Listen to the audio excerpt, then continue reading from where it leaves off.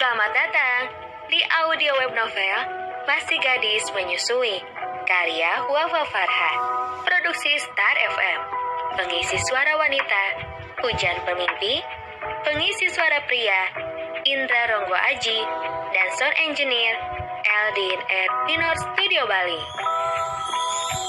Bab 1, Membenahi Kancing Baju.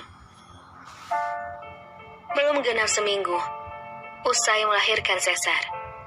Rasa sakit yang kurasa sungguh tak terperi.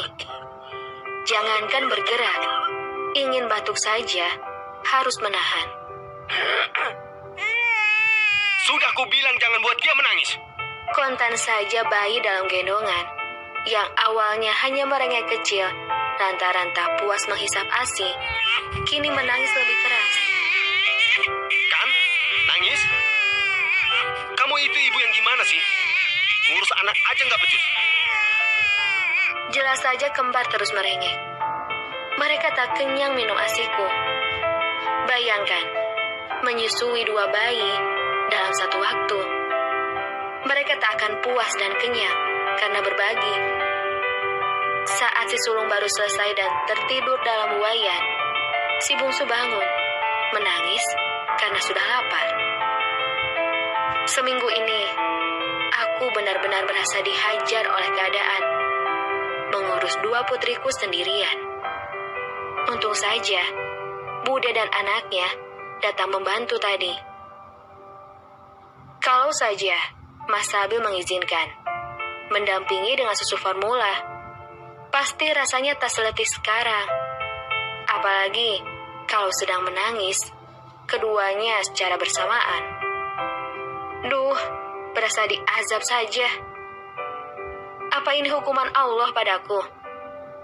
Merasakan sakit, mengurus 2 bayi, dan suami tak pengertian.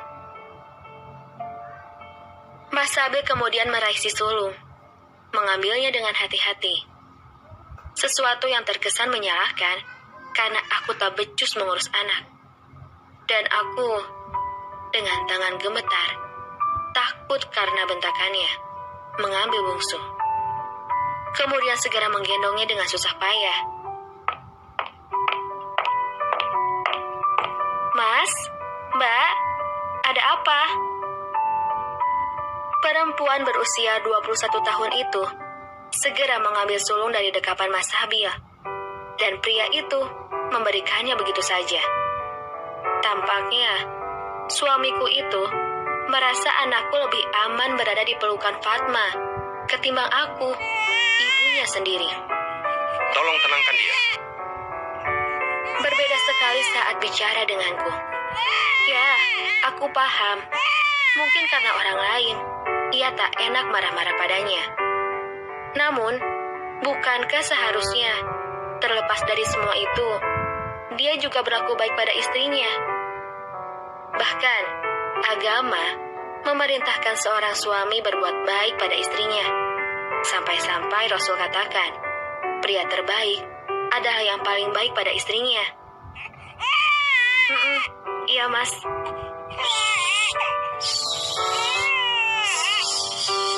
Sayang.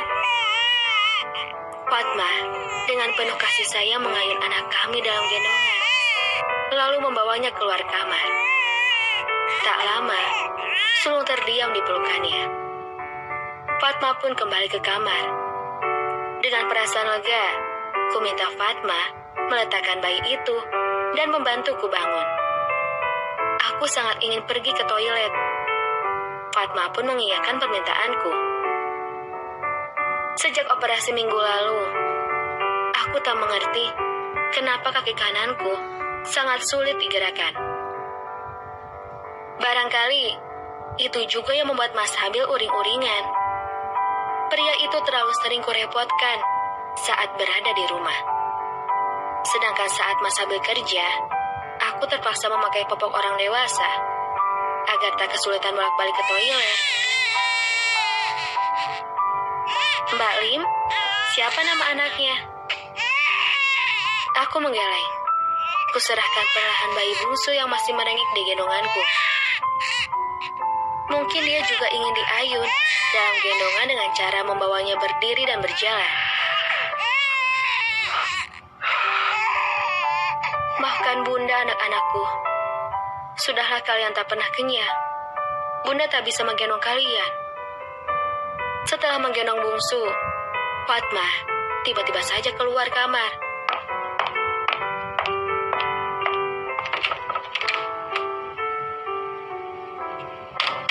Loh, Fat? Ayo, Nduk. Makasih, Bule. Sekitar 10 menit. Akhirnya aku selesai. Bule sudah berdiri di depan pintu toilet. Saat keluar kamar, bungsu sudah ada di kasur.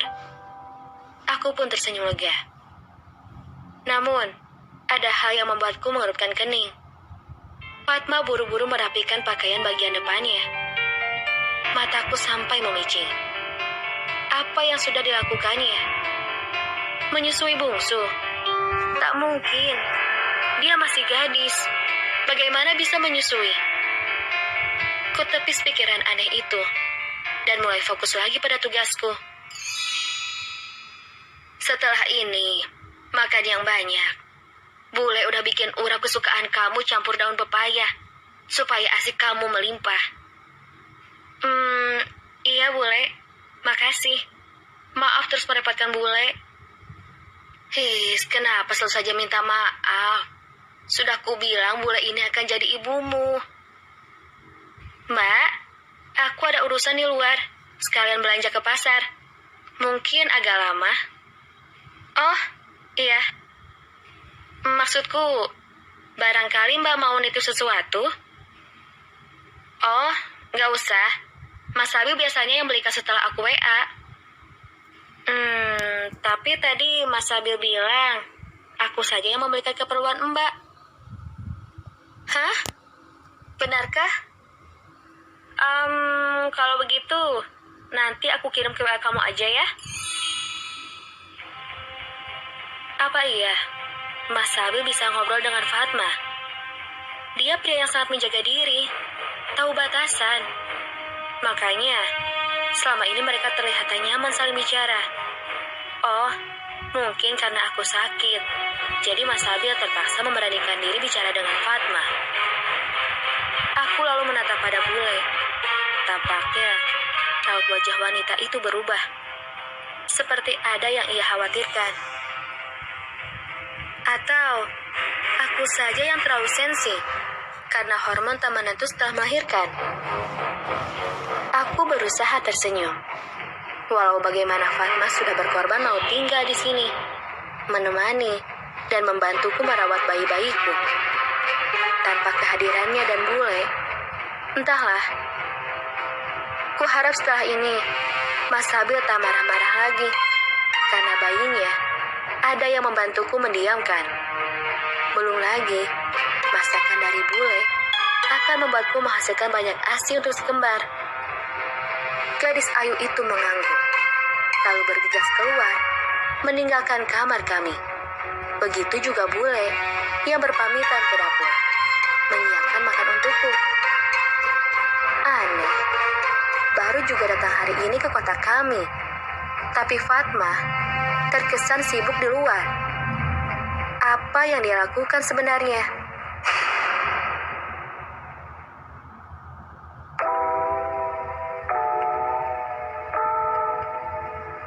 Episode ini berakhir di sini. Jika kamu menyukainya, jangan lupa berlangganan. Bab 2, Kerudung Fatma yang basah. Sore hari, belum ada tanda-tanda Fatma akan datang. Padahal, sebentar lagi Mas Sabil pulang kerja. Ini membuatku cemas.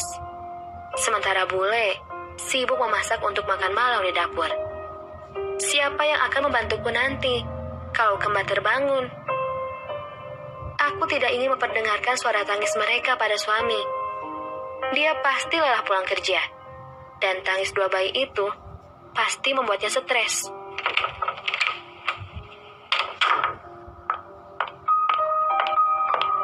Assalamualaikum. Fatma akhirnya datang. Aku tersenyum lega menyambutnya.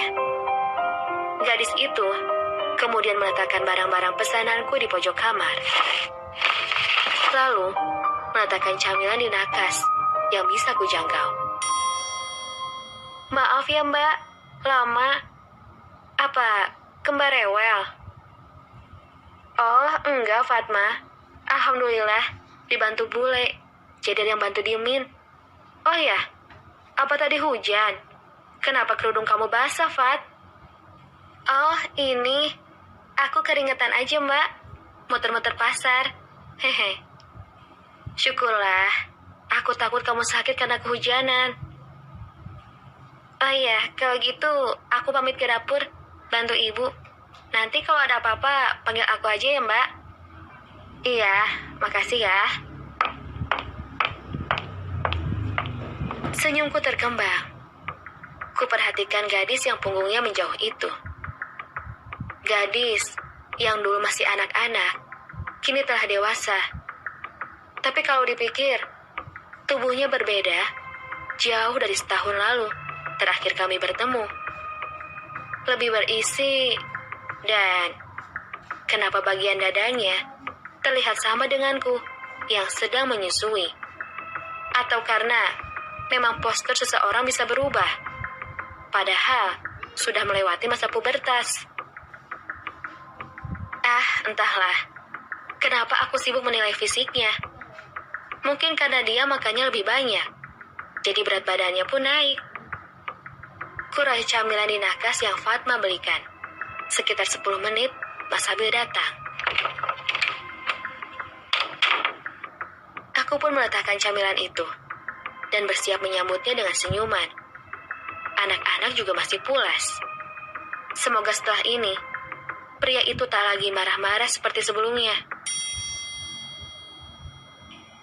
Assalamualaikum. Waalaikumsalam. Apa kamu habis mandi, Mas? Kok rambutnya basah?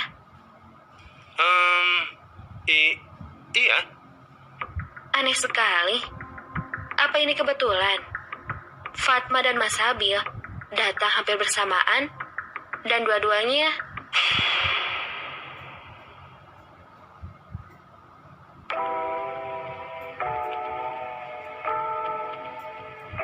episode ini berakhir di sini. Jika kamu menyukainya, jangan lupa berlangganan. Bab 3, Suara Wanita Lain. Kenapa ini sangat kebetulan? Mas Habil dan Fatma datang hampir berbarengan, dan dua-duanya memiliki keanehan. Sama-sama basah.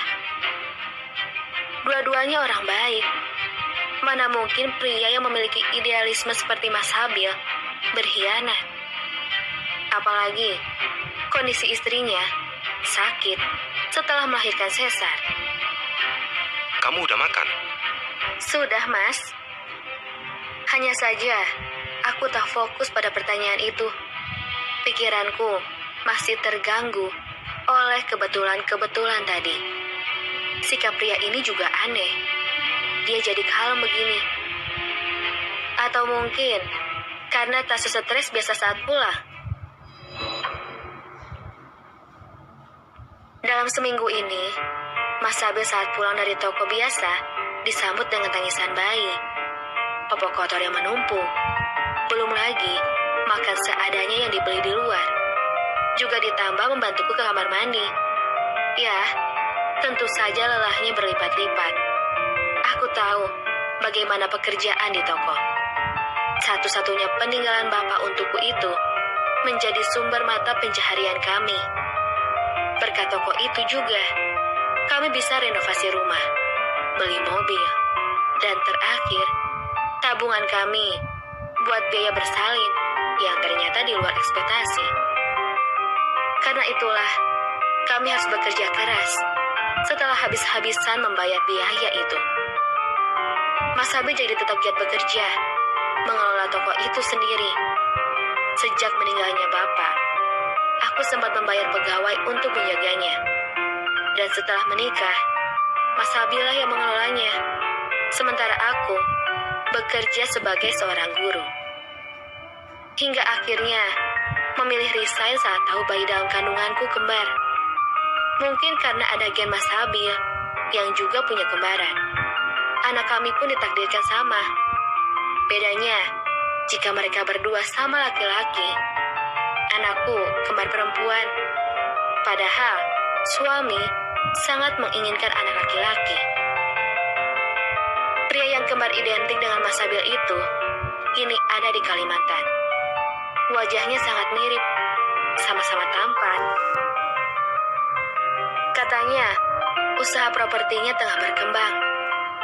Kabar terakhir yang aku dengar, istrinya akan melahirkan. Sayang, hubungan di antara kami tidak begitu baik. Meski Nabil, adik Mas Habil itu pria baik, tapi istrinya judes dan cemburuan. Dia tak segan memusuhiku hanya karena cemburu. Hingga kami memutuskan saling menjauh ketimbang saling menyakiti. Dulu, padahal saat kami menikah, bergantian saling membantu. Aku bisa paham, kelelahan jadi pemicu Mas Habil yang dulu bersikap dingin. Beberapa bulan kebelakang cenderung bicara kasar dan menyakiti hati. Ya, dia dingin. Karena aku tahu, dia menikahiku sebagai pelarian. Sayang saja, aku tak pernah tahu siapa mantannya. Wanita yang putus menikah dengannya karena sesuatu hal, entah apa. Kadang aku berpikir, apa dia memang tak pernah mencintaiku dan hatinya hanya untuk mantannya saja. Itu kenapa dia dingin dan sekarang kasar ucapan. Bahkan bisa dihitung jari nafkah batin yang Mas Habil berikan untukku. Namun, meski begitu, aku berusaha sabar. Karena dulu, jatuh cinta untuk kali pertama melihatnya. Saat itu pula aku berjanji, jika kelak Allah takdirkan kami bersama, aku akan jadi istri yang solihah. Bukan hanya bersikap lembut pada suami dan setia, tapi juga penurut dan sabar. Untung saja, setelah meminta tolong Bule dan Fatma, mereka mau datang. Aku sangat bersyukur. Keberadaan mereka sangat membantu ternyata. Bahkan baru sebentar sikap Mas Habil langsung berubah. Pria tampan itu melepas jaket yang membalut tubuhnya dan menaruh di tempat biasa. Meletakkan HP di nakas yang dikeluarkan dari kantong jaket itu. Berdiri sebentar melihat dua bayi kami, tanpa ekspresi, seperti biasa. Ia menghela napas dan beranjak akan keluar.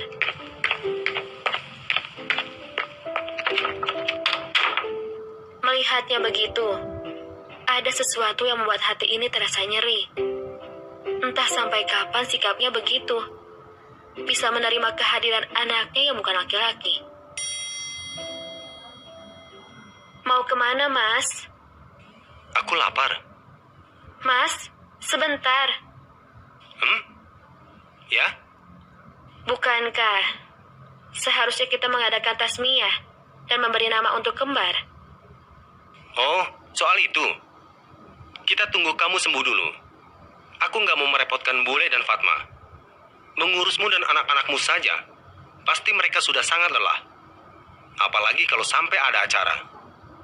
Kan bisa catering, Mas. Lim, kita itu baru habis-habisan loh. Aku harap kamu ngerti itu. Jadi perlu jeda untuk mengumpulkan uang. Oh, iya. Benar. Maaf, Mas. Kamu pikirin saja dulu nama untuk mereka. Aku akan meraih ponselku sendiri. Rasanya sudah lama sekali tak membuka sosial media dan pesan chat. Bukan hanya terlalu sibuk mengurus anak dan diriku sendiri. Rasa lelah membuatku tak berselera membuka-buka benda pipi itu. Meski kadang ada sedikit waktu-waktu senggang. Namun, belum lagi ponsel itu kurai. Ponsel Mas Habil berdering. Tak waktu, ku angkat lebih dulu panggilan itu. Halo, Assalamualaikum. Waalaikumsalam. Masnya ada, Mbak? Mas Sabil. Benar. Iya bukan ya? Tadi yang ketemu sama saya di pasar. Oh, iya. Benar berarti. Ada yang bisa saya bantu? Suami saya ada di belakang. Apa perlu saya panggilkan? Oh, istrinya. Saya pikir kakaknya. Soalnya suaranya beda dengan yang tadi. Hah?